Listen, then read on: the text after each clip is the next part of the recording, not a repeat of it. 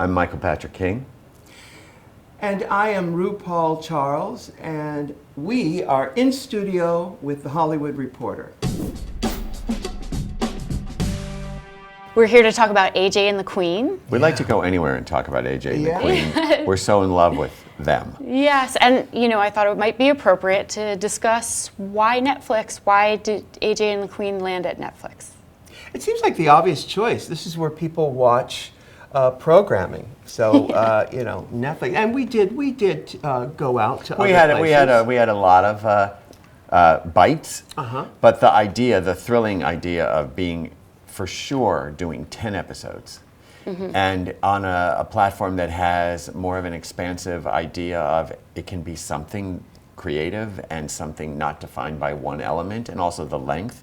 It was important. We love the idea that you could click on Netflix and see our 10 episodes named after each of the city that the characters travel to. It just seemed like, oh yeah, that's right, New York, Cleveland, dun, dun, dun, dun, Dallas. Yeah, and it is a bingeable program. So bingeable. I mean, and that in the way it was crafted was with that in mind too, because the things that I go back to, like The Wizard of Oz or Grease, or I just watched Soap Dish again. Oh yeah, fantastic. I mean, where it has these sort of tentpole arcs, these happenings that you think, you know what, I have 10 minutes, I can watch that much, or I have an hour, or So that's the show is crafted for people who watch their television in big chunks or little increments. Right, and each episode has a journey on a bigger journey. But the fun thing about Ru's kind of taste, and when we were creating it together, was like, we'll do the musical numbers, and then after the people see the narrative, they can come back to episode 3 and see Tina Turner. Right. Because I do a Tina Turner number in there too. Yeah. Not that she's in the show. Yeah. Well, she is. Yeah. She is. But the idea that it's all there at once, and you can go back at your own pace and enjoy it. Get in your couch in January and the new year and just sit back and go across the country with AJ and the Queen. Yeah. One of the things, if you're a fan of RuPaul, there's a performance in every single episode. Sometimes two. And we have I've lost count of how many of the girls from Drag Race are in the show. 22. I heard Is it 22? 22? Okay. Yes, I'll take take that. 22, and there could have been 42 Yeah. because they're all amazing.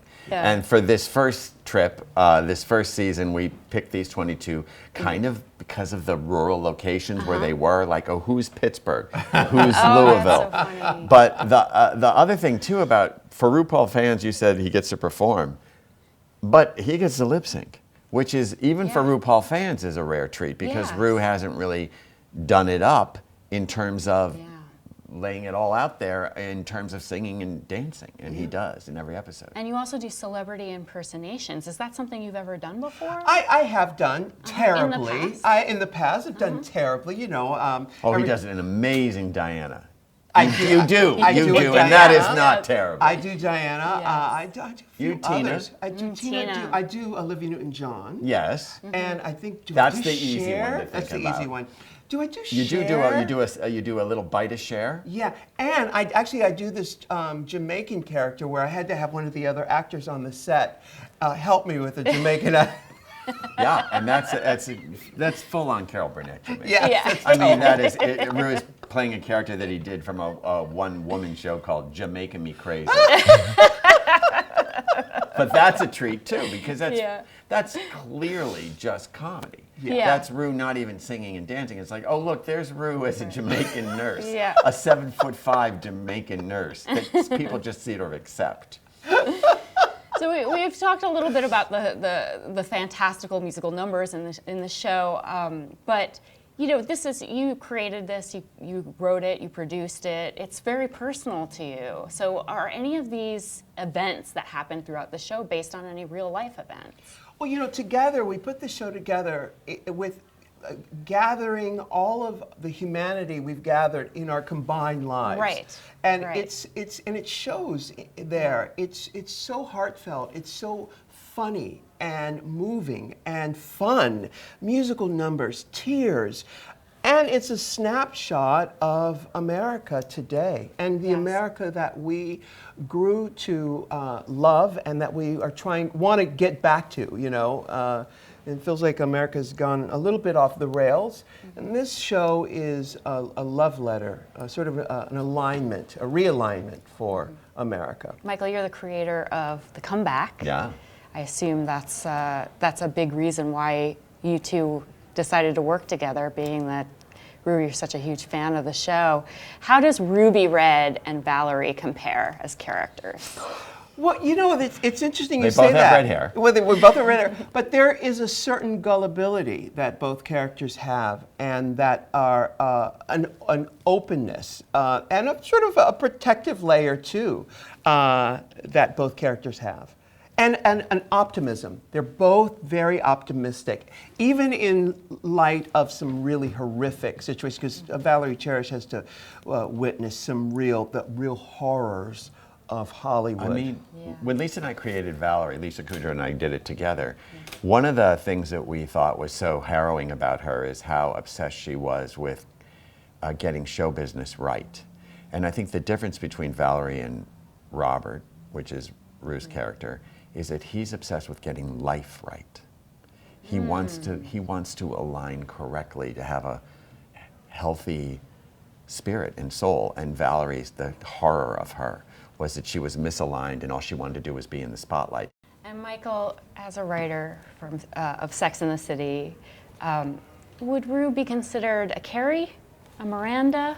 What do you think? Okay, RuPaul would be RuPaul. There would be Carrie, Miranda, Samantha, Charlotte, and RuPaul.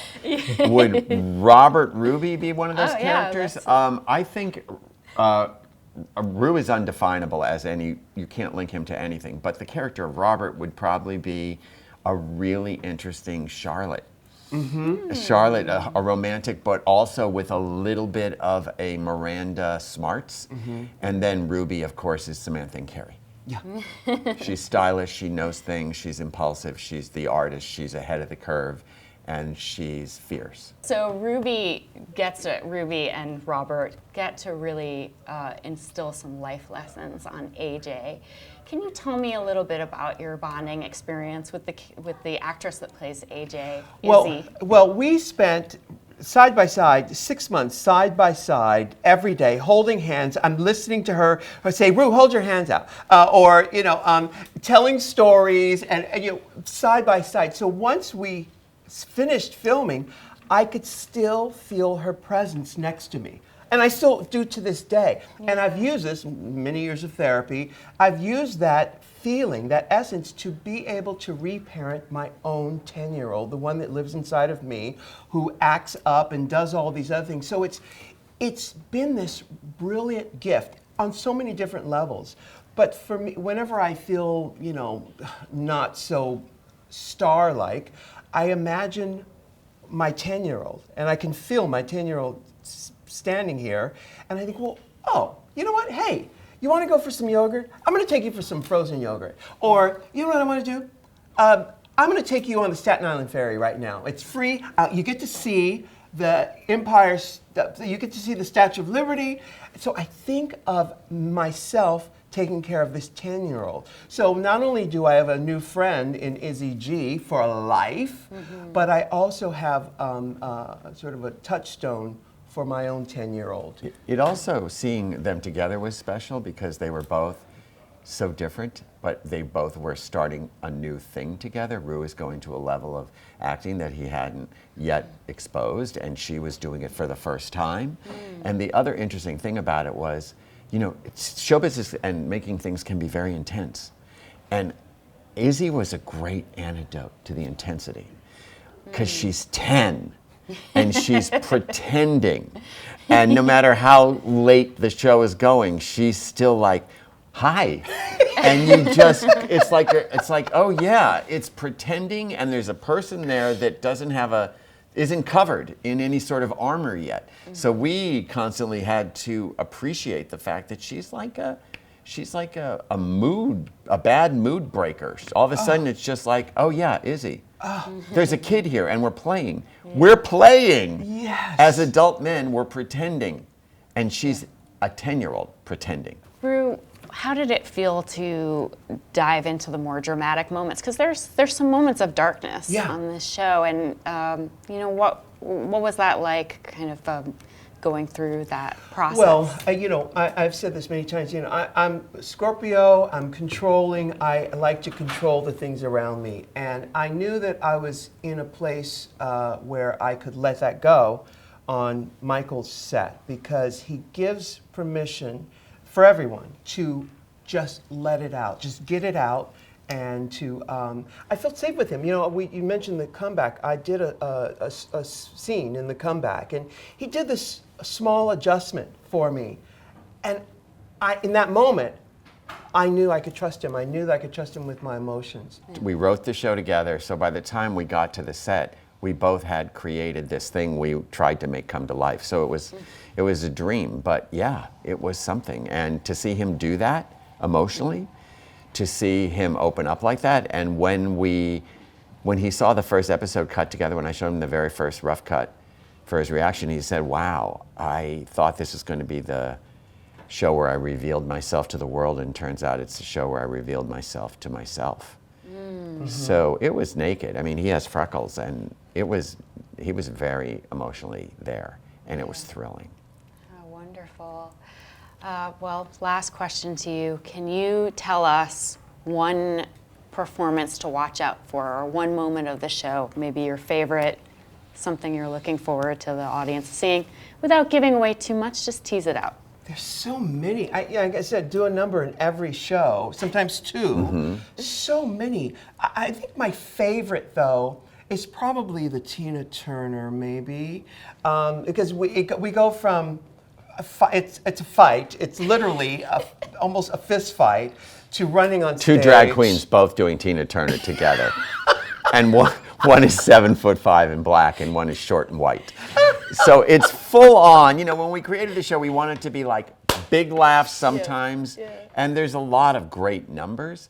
I mean, that's a high point, and I think there's another surprise to our show, which is there are very small moments between AJ and Robert that have giant emotional high points for me. Mm-hmm. So simple, just two beings connecting and looking at each other is a giant emotional spike.